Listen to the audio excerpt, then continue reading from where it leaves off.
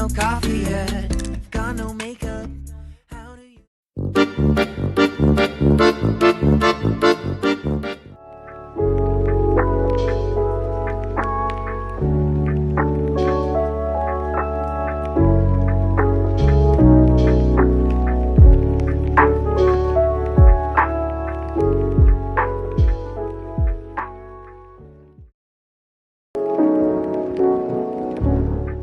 Assalamualaikum warahmatullahi wabarakatuh. Selamat siang semuanya. Sebelumnya saya ucapkan terima kasih kepada kalian semua atas partisipasi rapat pada hari ini. Alasan saya memanggil kalian semua untuk rapat karena ada beberapa hal yang penting yang perlu saya sampaikan, terutama bagian SOP produksi perusahaan kita. Karena saya mendapatkan laporan dari konsumen mengenai produk kita bahwa produk kita tidak sesuai dengan SOP perusahaan. Padahal produk-produk kita selalu mengutamakan SOP.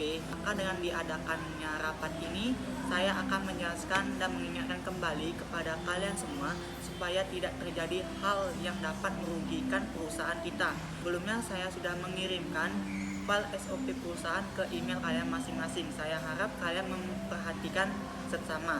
Di SOP produksi perusahaan ada 3 hal yang terus diperhatikan. Yang pertama yaitu perencanaan produk. Perencanaan produk yaitu ada 3, yaitu tim pengembangan produk mengajukan rancangan produk baru pada tim produksi dan marketing. Yang kedua yaitu setiap tim memberikan pertimbangan dari sudut pandang masing-masing. Yang ketiga yaitu jika tidak ada kendala, maka produk dapat dieksekusi sebagai produk baru. Yang kedua yaitu perencanaan dan penjadwalan produk produksi. Di sini ada 3, yaitu tim logistik mengajukan kebutuhan dana produksi yang mana telah diatur dalam SOP pengeluaran kas. Yang kedua yaitu tim produksi logistik wajib memeriksa kualitas dan kelengkapan produk.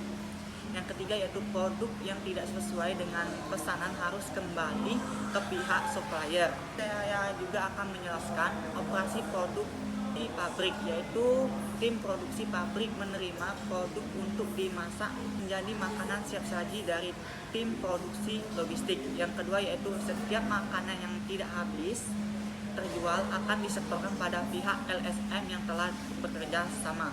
Demikian penjelasan singkat dari saya tentang SOP produksi. Jika ada yang belum dimengerti, saya silakan untuk bertanya. Dengan adanya penjelasan diharapkan kalian semua sekarang jadi paham dan dapat bekerja dengan baik. Baiklah, dengan berakhirnya rapat pada hari ini, di sini saya akan menyampaikan kabar baik untuk 2 orang. Selama ini saya sudah cukup lama mengamati kinerja kalian di perusahaan ini dan saya menilai pekerjaan kalian semua selama ini sangat baik. 2 orang tersebut yaitu Rin Saputri dan Rin Nurmilasari.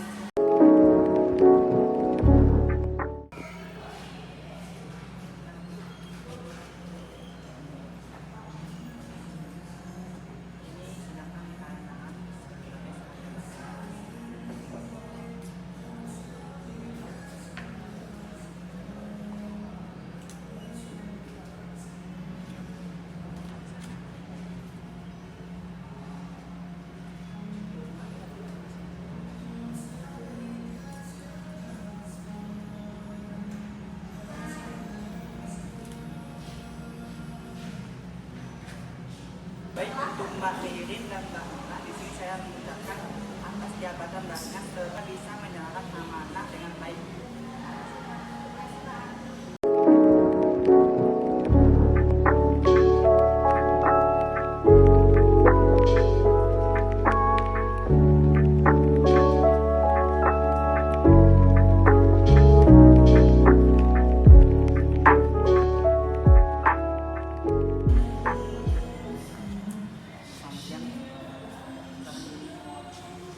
Dengan Pak Iksan dan Pak Ronald ya. Baik Pak Iksan dan Pak Ronald, perkenalkan saya Rasid Sidik selaku manajer di perusahaan ini. Ini saya akan memimpin jalannya pemerintahan terhadap Bapak sebagai karyawan baru di perusahaan ini. Baik Pak. Di sini saya akan menempatkan Bapak Iksan dan Pak Ronald di bagian operator produksi. Dari Anda pasti sudah sering mendengar istilah tentang operator produksi. Ya, mereka sering dikaitkan dengan proses produksi. Biasanya mereka akan mengolah bahan baku sampai menjadi barang jadi agar selanjutnya bisa diolah kembali. Pada kali ini saya akan menjelaskan secara detail tentang operator produksi dan tanggung jawab mereka dalam perusahaan ini. Operator produksi ialah posisi yang sangat penting dalam hal mengontrol dan memastikan berjalannya proses produksi. Sederhananya, tugas utama mereka adalah memastikan seluruh proses produksi berjalan dengan lancar. Karena memiliki kontrol yang penting dalam suatu proses produksi, job desk maka sangatlah banyak. Beberapa tugas dari operator produksi adalah sebagai berikut. Yang pertama yaitu briefing. Kegiatan ini biasanya dipimpin oleh kepala produksi, digunakan untuk membahas materi pekerjaan di hari tersebut. Yang kedua yaitu mengoperasikan mesin produksi. Dalam proses pengoperasian mesin, oleh karena itu harus mempunyai pengetahuan dasar tentang mesin. Yang ketiga yaitu memantau mesin produksi, mengawasi mesin agar beroperasi sebagai mestinya, tidak ada masalah atau gangguan apapun. Yang keempat yaitu memastikan produktivitas terjaga, menjaga kondisi dan rupa bahan baku, menjaga proses produksi dan kinerja karyawan. Yang keempat yaitu menjaga kualitas produksi, memastikan bahwa kualitas produksi yang dihasilkan sesuai dengan standar perusahaan. Dan yang terakhir yaitu membuat laporan.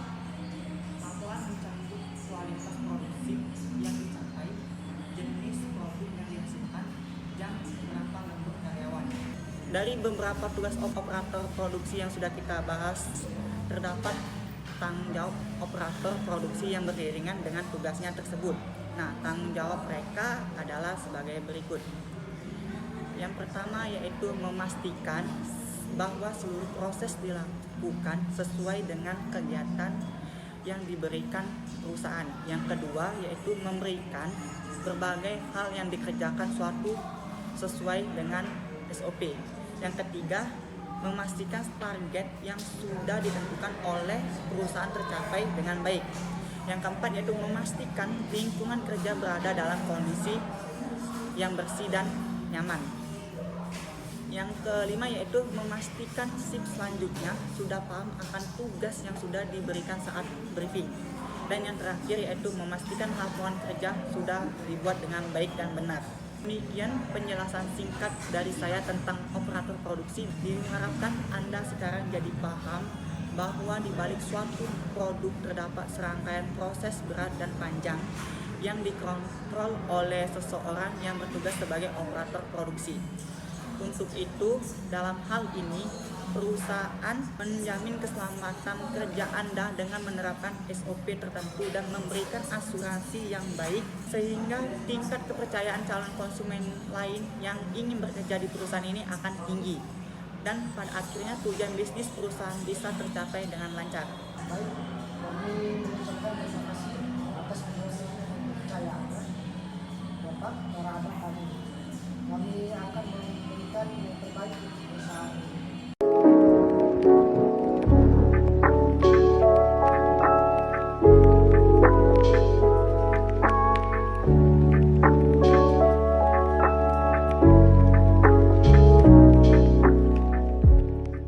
Sebelum Anda menyampaikan hasil laporan survei perencanaan proyek baru, di sini saya mengucapkan terima kasih kepada Mbak Dipa yang sudah berhasil menghandle proyek baru kita ini. Dan di sini saya mau bertanya kepada Mbak Dipa mengenai perjalanan Mbak Dipa ke Kota Padang. Menyenangkan bukan? Sebelumnya, saya mengucapkan terima kasih juga kepada Bapak yang sudah memberikan kepercayaan ini untuk menghandle proyek baru. Dan Alhamdulillah perjalanan menuju Kota Padang berjalan dengan lancar dan menyenangkan, Pak. Oke, baiklah. Mbak Dipa, langsung saja kita mulai rapat pada hari ini. Baik, Pak. Di sini saya akan menyampaikan hasil survei proyek baru perusahaan Nusa Abadi di Kota Padang, tepatnya di Jalan Jenderal Sudirman nomor 14, Padang, Sumatera Barat. Berdasarkan hasil survei lokasi Kota Padang dan sekitarnya menjadikan kesempatan usaha yang sangat baik, Pak, bagi para wirausaha yang bergerak dalam bidang makanan. Dengan adanya pergantian zaman menjadi zaman modern, basreng kini beralih fungsi menjadi makanan cemilan saat bersantai. Untuk sasaran pasar sendiri di bidang dalam usaha ini adalah bagi mereka yang suka akan produk ini dari semua kalangan, baik kalangan bawah, menengah, dan atas.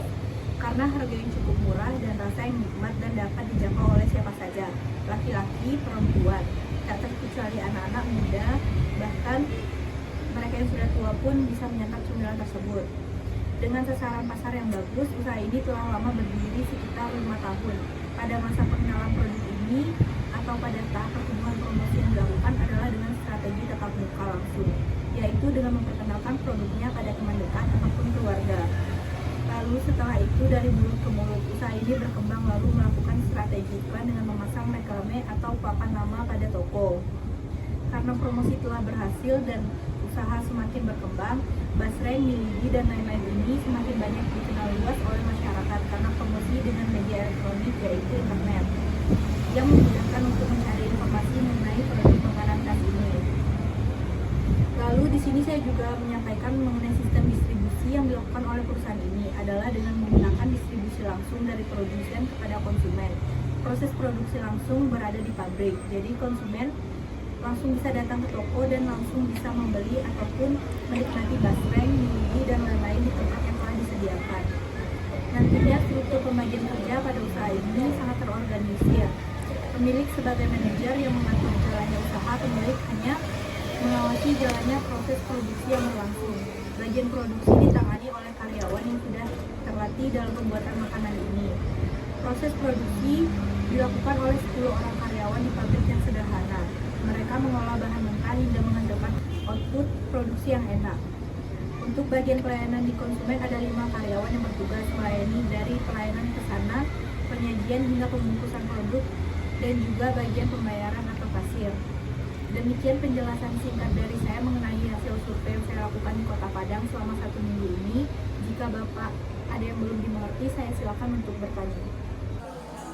Baik, Mbak, terima kasih atas penjelasan mengenai hasil survei yang Mbak Diva lakukan. Saya harap pabrik ini segera dibangun karena saya melihat peluang yang sangat besar bagi perusahaan. Dan untuk Mbak Diva segera urus surat-surat yang diperlukan. Terima kasih. Baik Pak, segera saya laksanakan.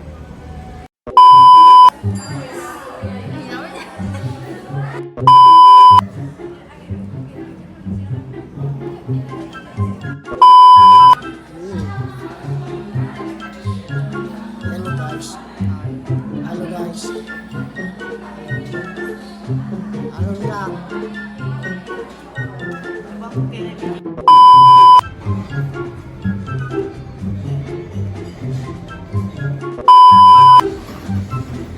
Kadet sorong dia. Nah.